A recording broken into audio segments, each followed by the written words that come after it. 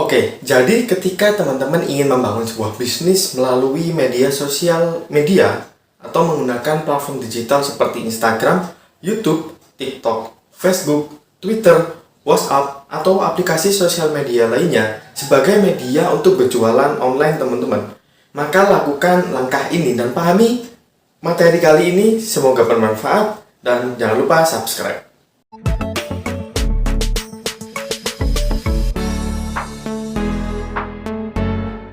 Memang ketika kita membangun bisnis online mulai dari fondasi awal, mulai dari nol banget, kita melakukannya sendiri, kita mesti melakukannya dengan ekstra.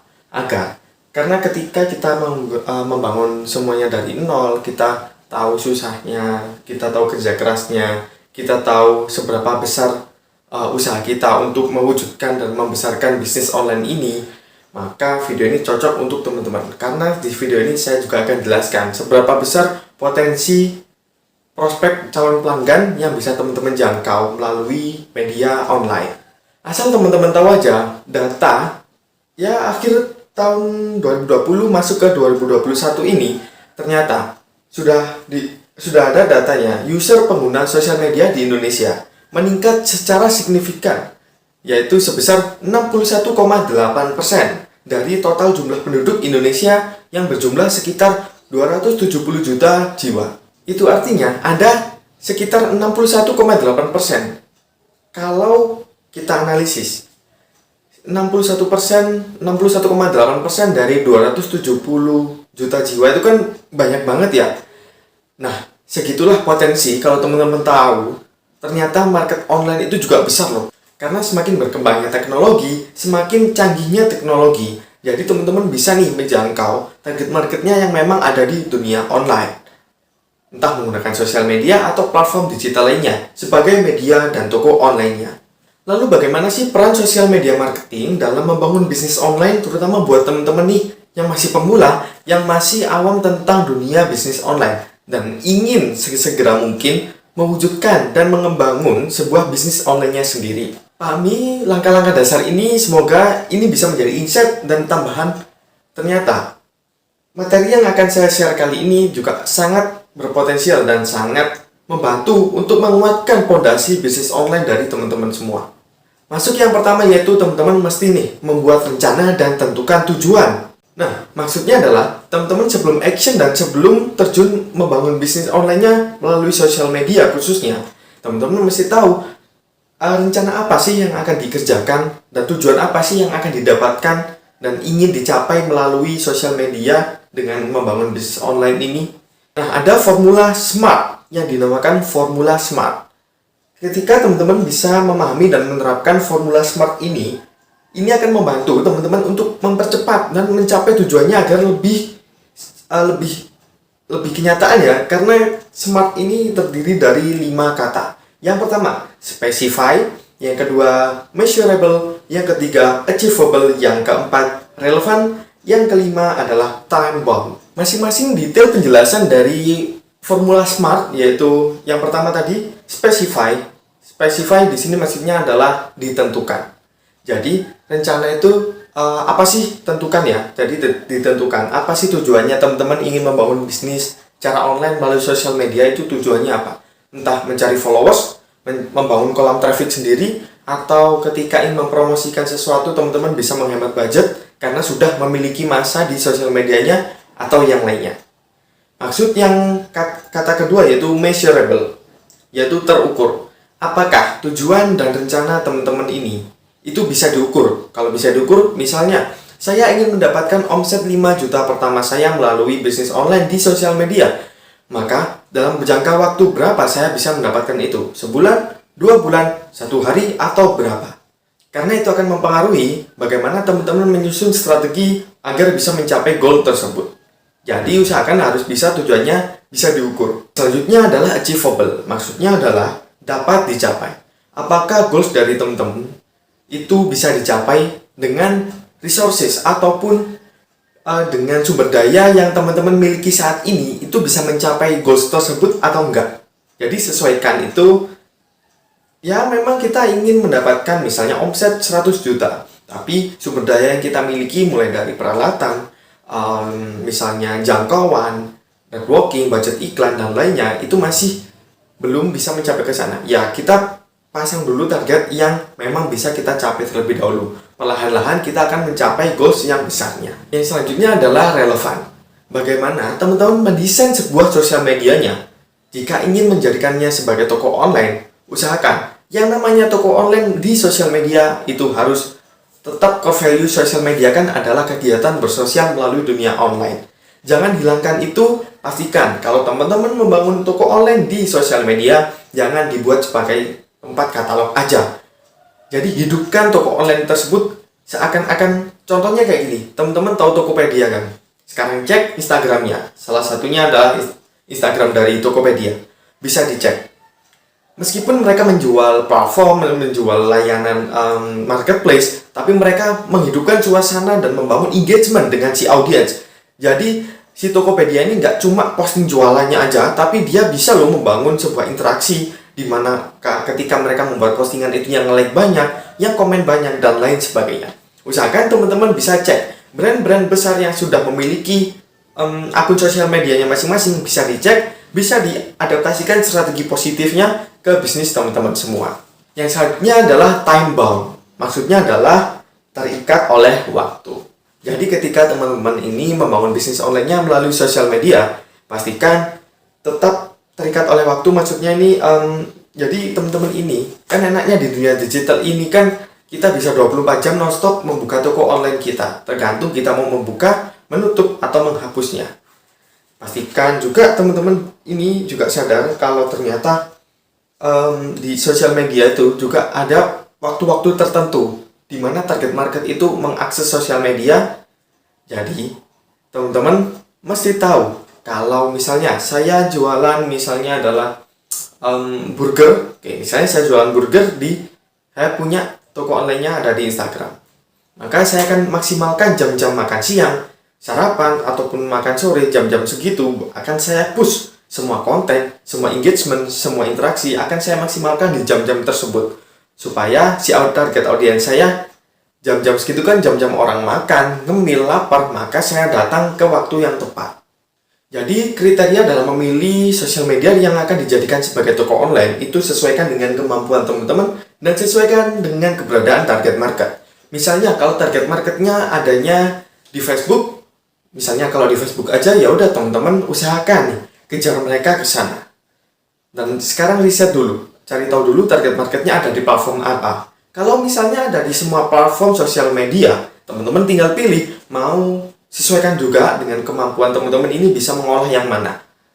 Menurut cara saya, teman-teman membangun satu dulu sosial medianya dari 1 sampai besar banget. Kalau sudah, teman-teman tinggal expand dan exchange strategi berhasilnya ke platform digital lainnya. Masuk ke langkah dasar yang kedua, yaitu jangan membebani diri sendiri. Ketika teman-teman ini membangun bisnis secara online, kadang kita muncul rasa perfeksionis. Khususnya saya. Yaitu rasa perfeksionis ini membuat saya kadang-kadang kewalahan sendiri. Saya ingin toko online saya bisa besok langsung besar, besok ada fitur ini, besok ada produk baru ini, ada diskon ini, ada penawaran ini, dan lain sebagainya. Tapi saya memaksakan itu. Memang itu bisa mempercepat pertumbuhan toko online kita. Tapi asal teman-teman tahu aja, kalau nggak tahu strategi benar dan berhasilnya seperti apa, kita akan sia-sia dan kewalahan sendiri. Kita akan capek sendiri membangun toko online kita. Masuk ke langkah dasar yang ketiga, yaitu pertimbangkan kebutuhan audiens. Apakah produk yang teman-teman jual ini sudah berdasarkan market? Kalau misalkan produk yang teman-teman jual ini nggak dibutuhkan oleh market, lalu gimana caranya teman-teman bisa menciptakan atau memunculkan rasa membutuhkan tentang produk tersebut? Misalnya saya menjual brand creator book. Buku ini memang didesain untuk semua orang, tapi secara spesifik saya di dalamnya akan memberikan panduan lengkap bagaimana teman-teman bisa membangun bisnis online jalur content creator. Jadi kita nggak melulu mengandalkan pendapatan dan income dari Google AdSense atau YouTube AdSense. Contohnya di sini juga ada formula framework yang sudah saya sediakan, tinggal teman-teman aplikasikan dan sesuaikan. Lalu, gimana saya menarget orang agar mereka menginginkan produk ini? Maka saya akan memunculkan pain dan gain. Contohnya kalimat sederhananya kayak gini. Gimana caranya kamu bisa mendapatkan minimal income 1 juta rupiah per kontennya tanpa harus buang-buang waktu dan tanpa harus membuang uang untuk budget iklan yang takut boncos, takut rugi, takut gak balik modal. Tapi teman-teman bisa loh mempromosikan setiap kontennya, itu bisa menghasilkan sesuatu melalui kolam trafficnya sendiri. Caranya dengan apa? Teman-teman bisa praktekkan yang ada di Brand Creator Book. Karena Brand Creator Book ini bukan buku planner biasa, bukan buku rancangan biasa. Di dalamnya teman-teman akan secara spesifik akan terus action menulis untuk disiplin konten. Menulis disiplin menulis konten. Jadi harapan saya ketika teman-teman bisa, misalnya buku ini tebalnya misalnya 100 halaman, 100 lembar, teman-teman siapa tahu kalau misalkan 100 halaman ini menjadi konten semua dan berhasil menghasilkan income, berapa income yang akan teman-teman dapatkan. Maka harga ini nggak akan sebanding dengan potensi besar yang akan teman-teman dapatkan. Kalau kontennya sudah dirilis di sosial media dan di platform digital lainnya, pasti secara terus-menerus akan menggulir seperti menggelinding seperti bola salju. Jadi teman-teman bisa panen view, panen subscriber, panen follower setiap waktu, bahkan bisa panen income jika memang menerapkan strategi berhasilnya. Jadi ketika teman-teman membangun toko online-nya ataupun bisnis online-nya melalui sosial media, usahakan jangan terlalu fokus posting hard sale tentang produk jualan. Kecuali kalau teman-teman sudah dikenal dan sudah menjadi brand besar. Terserah, mau hard sale, mau jualan langsung, mau nggak jualan, ya nggak masalah. Tapi kalau teman-teman masih dari nol banget, masih merintis tentang perjalanan membangun bisnis online-nya sendiri melalui sosial media, maka dibutuhkan konten-konten berharga ataupun menggunakan strategi konten marketing yang membangun relationship engagement yang dimana ketika si audiens ini sudah menginvestasikan waktu mereka untuk melihat dan menyimak konten teman-teman, poin apa yang akan didapatkan oleh audiens dan bisa diterapkan, siapa tahu konten yang dibuat bisa membantu memecahkan masalah mereka. Langkah dasar yang keempat yaitu libatkan, pelajari, dan bagikan. Sering-sering teman-teman kolaborasi dengan kompetitor ataupun yang orang-orang ataupun akun-akun yang followers ataupun subscriber mereka itu adalah target market teman-teman semua. Misalnya kolaborasi live Instagram, kolaborasi bikin konten, ataupun yang lainnya. Kalau teman-teman ingin meningkatkan engagement, sehingga bisa melibatkan keterlibatan antara audiens dengan si creator ataupun teman-teman si pemilik bisnis, bisa gunakan fitur-fitur fasilitas yang sudah disediakan. Misalnya kalau di Instagram, pakai Instagram Story ada games, polling, pilihan ganda, question, dan lain sebagainya. Langkah dasar yang kelima yaitu komunikasi adalah kuncinya. Apakah toko online teman-teman sudah bertanggung jawab atas traffic yang dibuatnya? Kecuali kalau teman-teman membangun toko online sendiri di mall, itu kan traffic bertanggung jawab oleh pemilik mall atau penyelenggara mall dengan cara membuat sebuah event setiap weekend atau memberikan sebuah gimana caranya mall itu menjadi ramai, lalu potensi toko teman-teman di sana itu akan semakin besar potensinya untuk mendapatkan pelanggan. Misalnya, saya kasih contoh, teman-teman cek apakah bidang yang teman-teman geluti sekarang itu ada Facebook grupnya enggak. Misalnya bidang teman-teman bisnisnya adalah diet, produknya tentang diet pokoknya, diet sehat, diet alami.